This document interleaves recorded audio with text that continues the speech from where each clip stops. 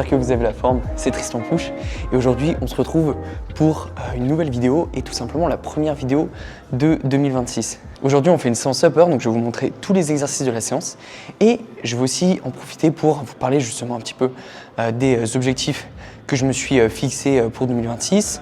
Peut-être que vous pourrez aussi en profiter justement pour voir un petit peu comment je me fixe mes objectifs et comment vous pouvez au passage vous fixer les vôtres. Donc je vais vous parler un petit peu de tout ça et puis on aura toute l'année ensemble pour justement mettre en place ces objectifs. Sinon le premier exercice de la séance, c'est du développé semi-incliné à la barre guidée. Là j'ai fait mes séries d'échauffement juste avant, vous avez vu à l'écran. Et là on va faire la première série effective, à mettre 75 kg et puis voilà, c'est parti.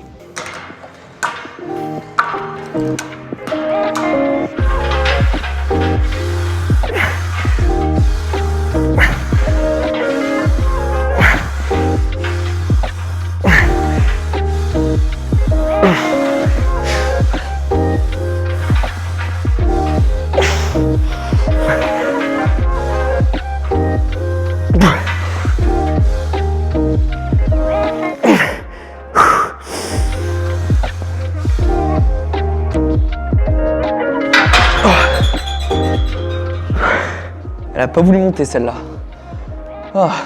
Première série, on est déjà à l'échec, ça fait plaisir. Donc 9 reps, comme les dernières fois. C'est pas bien grave. Des fois on fait pas une rep de plus, hein. Ce qui compte c'est la progression sur le long terme. Donc c'est pas dramatique et je ferai sûrement quelques reps de plus sur les prochaines séries. C'était dur là, ça m'a déjà tué cette première série. D'ailleurs, ne me traitez pas d'arnaqueur, parce que j'ai dit la barre elle faisait 75 kg. Et elle fait vraiment 75 kg parce qu'en fait la barre guidée du gymnase, c'est une barre guidée qui est calibrée à 20 kg. Donc elle fait vraiment 20 kg. Donc là il y a vraiment 75 kg. Promis, je vous arnaque pas.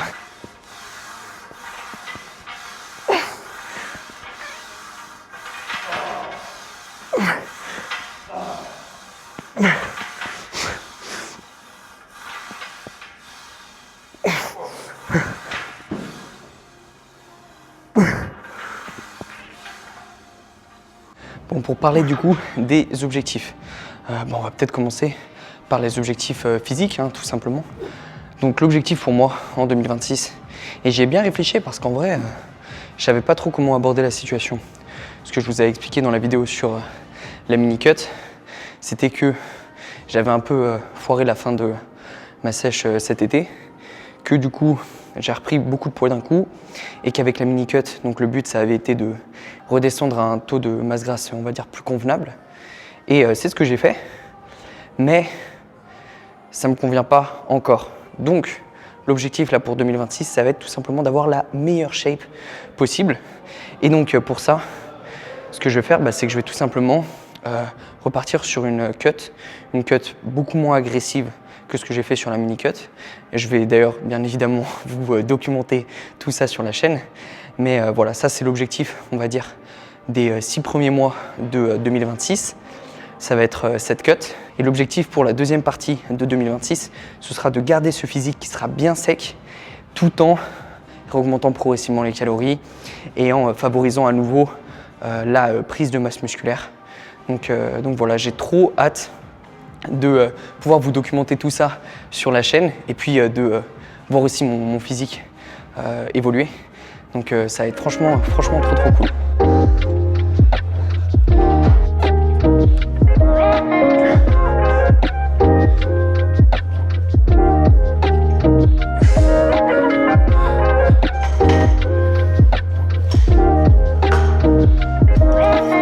Bon, sinon, le deuxième exo de la séance, c'est du rowing buste penché à la barre, en mode bien old school. Et aussi, on fait 4 x 12. Voilà, si jamais ça en intéresse certains.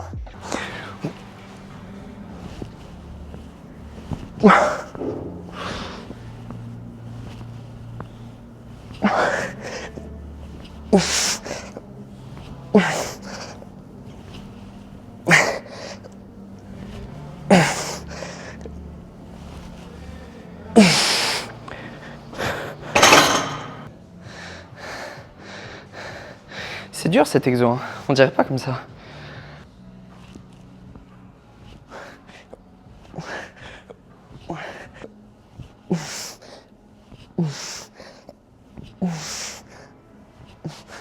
a un truc qui est important quand on se fixe des objectifs, par contre, c'est d'avoir des objectifs qui sont quantifiables. Et aussi d'avoir une durée dans le temps. Donc la durée dans le temps, je vous l'ai dit juste avant, c'est-à-dire que je me laisse jusqu'à mi-2026 pour être sec. Et du coup, être sec, il faut le quantifier aussi. Et donc, pour moi, et vis-à-vis de l'expérience que j'ai eue de ma dernière sèche, j'aimerais me fixer comme objectif d'être en dessous des 70 cm de tour de taille, parce que je m'étais arrêté juste avant, si je ne me trompe pas, quand j'avais fait ma sèche l'été dernier. Donc l'objectif, ce serait d'aller en dessous des 70 cm de tour de taille. Et en termes de poids, parce que je pense que c'est important d'avoir aussi un objectif en termes de poids, ce serait sûrement aux alentours des 63 à 62 kg. Mais ça dépendra un petit peu. L'objectif principal, ça va être le tour de taille, puisque c'est ça qui définit vraiment si on est sec ou non. Donc, à vous qui êtes en train de faire vos petits objectifs derrière l'écran, si vous voulez vous donner des objectifs, que ce soit des objectifs physiques ou même des objectifs totalement autres, que ce soit business, machin ou autre, c'est important que vous vous donniez ces deux choses-là, ce soit quantifiable et qu'il y ait une sorte de deadline.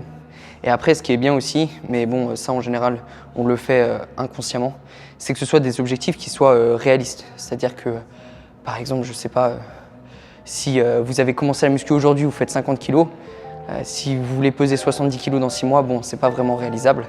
Voilà, ça c'est un peu les 3 points pour avoir un objectif concret. La deadline, la quantifiabilité de l'objectif et si l'objectif est réaliste ou non.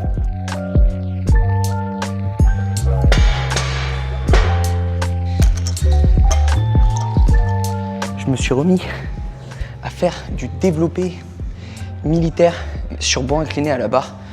Genre un bon exo des années 80-90. Et franchement, j'en avais pas fait pendant peut-être facilement 3 ans. Parce que c'est super chiant de mise en place, hein, on va pas se mentir. Il y a certaines salles qui ont des bancs qui sont directement inclinés avec un rack pour la barre, etc.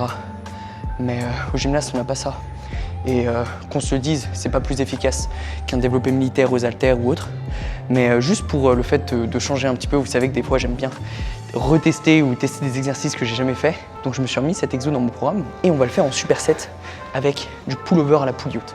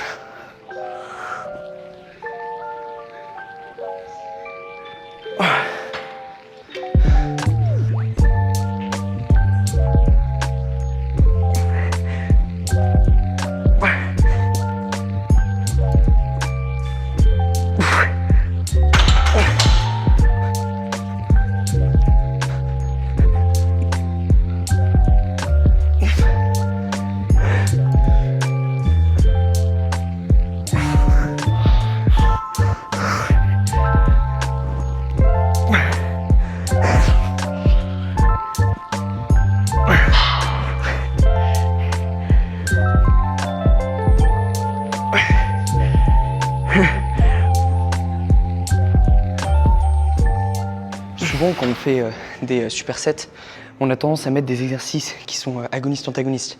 Donc, c'est-à-dire opposés. Par exemple, pec et dos, ou genre deltoïde antérieur et deltoïde postérieur, ou même biceps-triceps. Mais en vrai, on n'est pas du tout obligé de faire ça, c'est pas une règle d'or. Et si vous avez jamais testé un superset avec les épaules et le dos, franchement, je vous conseille parce que ça fait vraiment des super bonnes sensations.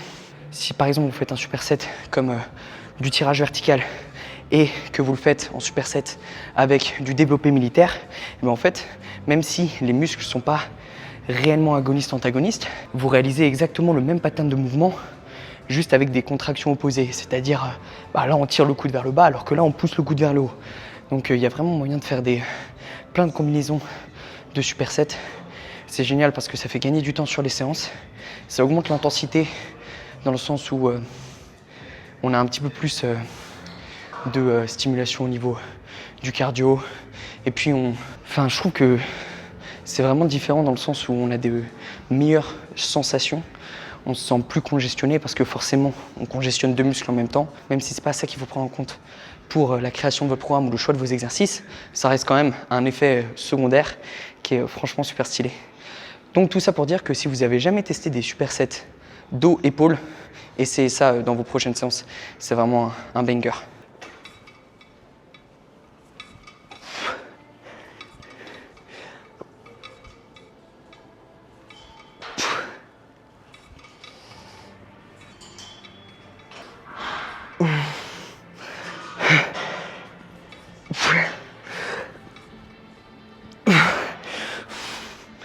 Sinon, on passe aux épaules.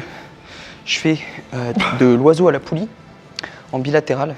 Ça, c'est pratique si votre salle, il n'y a pas trop de monde et que vous pouvez prendre la poulie vis-à-vis.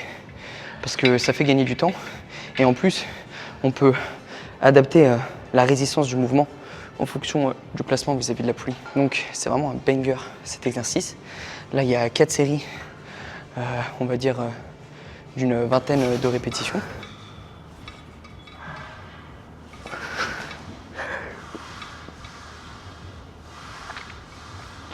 Bon, et puis on en est déjà à 1 heure de séance à peu près.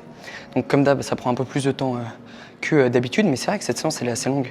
Elle fait en général 1h20, 1h25. C'est le moment de vous parler de mon objectif numéro 2 de l'année 2026. Et comme vous vous en doutez, c'est forcément développer les réseaux sociaux, notamment cette chaîne YouTube, et puis aussi en parallèle mon Instagram. Donc je vais essayer de vous publier vraiment un maximum de vidéos cette année sur la chaîne. Que ce soit des vlogs comme j'ai l'habitude de faire, des vidéos sur mes trainings, sur ma nutrition, sur tout ce qui va être lié à mon objectif physique, mais aussi d'autres vidéos, je me laisse la liberté de faire plein d'autres choses, de tester un petit peu. Donc n'hésitez pas, comme d'habitude, si vous avez des idées pour les futures vidéos, à me mettre ça dans les commentaires. Et puis si vous n'êtes pas encore abonné et que vous découvrez ma chaîne, vous pouvez vous abonner juste en dessous. Ça apporte de la force, ça fait super plaisir. Merci beaucoup.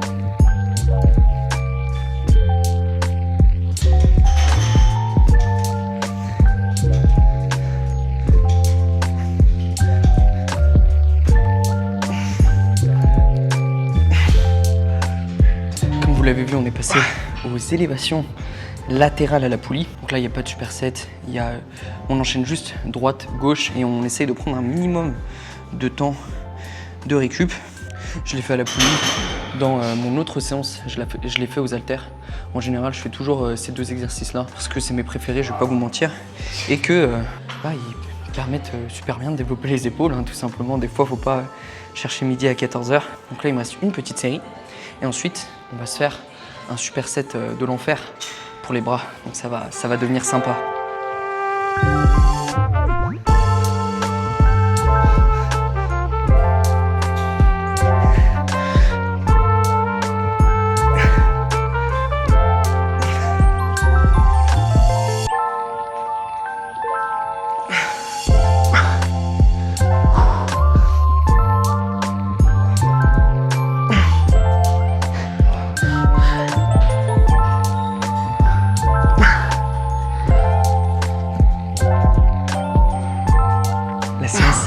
Quasiment fini. Juste avant, du coup, j'ai fait un superset pour les bras.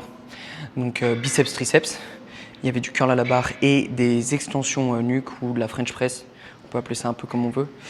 Et du coup, j'ai fait 4 séries d'environ 15 répétitions sur les 2 exercices. Donc bien évidemment, si j'en fais pas 15 piles, c'est pas grave. Et le but, c'est pas de faire 15 répétitions à chaque fois, vous le savez, c'est toujours d'essayer d'augmenter un petit peu la charge ou les répétitions de semaine en semaine. Et donc là, on va terminer sur le dernier bloc de la séance avec du pec deck inversé en superset à nouveau avec des élévations frontales. Donc là, ça fait vraiment un peu old school, mais ça fait du bien. Et franchement, le pump après cette séance, il est vraiment incroyable. On va faire un petit check juste après. Et puis c'est parti.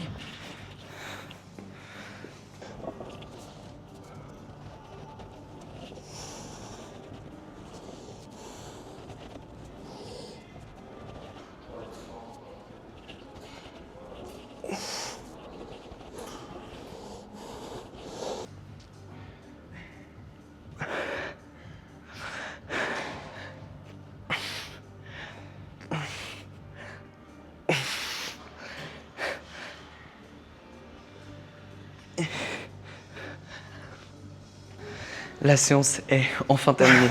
Ça fait 1h50. C'est vraiment la séance la plus longue que j'ai jamais faite depuis un moment. C'est l'heure par contre du pump en fait, tout simplement.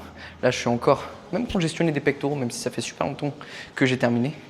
Donc franchement, ça fait plaisir, je trouve. J'ai un bon pump.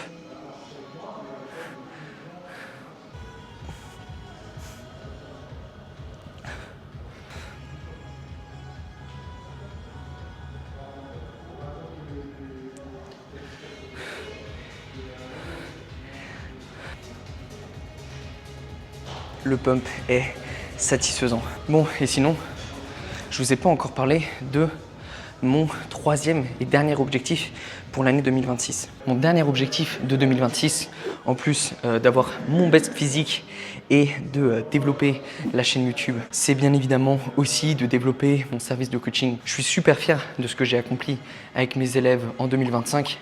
Et mon objectif pour 2026, ça va être tout simplement de pouvoir aider encore plus de go muscu déterminés à devenir plus musclés, à devenir plus secs. Parce qu'il n'y a rien de plus satisfaisant que de voir ces élèves progresser physiquement et tout simplement se sentir mieux dans leur corps. Parce qu'à la base, on fait de la muscu pour ça. On fait de la muscu pour se sentir beau et pour se sentir bien dans son corps. Donc j'ai vraiment hâte de développer tout ça en 2026. D'ailleurs, si certains d'entre vous sont déjà intéressés pour prendre du coaching avec moi, vous le savez comme d'habitude, mais vous avez le premier lien dans la description vers mon site internet. Vous pourrez prendre rapidement contact avec moi et voir un petit peu ce que je propose. Et en plus, là, ce que j'ai mis en place pour 2026, c'est que maintenant, je travaille avec une application pour le coaching. Donc, ça rend vraiment le truc super fluide. C'est-à-dire que vous avez le programme d'entraînement, le programme alimentaire, les messages avec moi, les check-in, tout qui se passe directement sur une seule application. C'est plus sympa qu'un Google Sheet et puis ça évite d'avoir 40 000 applications sur son téléphone. Donc voilà, si jamais il y en a quelques-uns parmi vous qui sont intéressés pour du coaching, vous avez le premier lien dans la description. Bon, sur ce, je vais me changer et je vous fais le récap de la séance.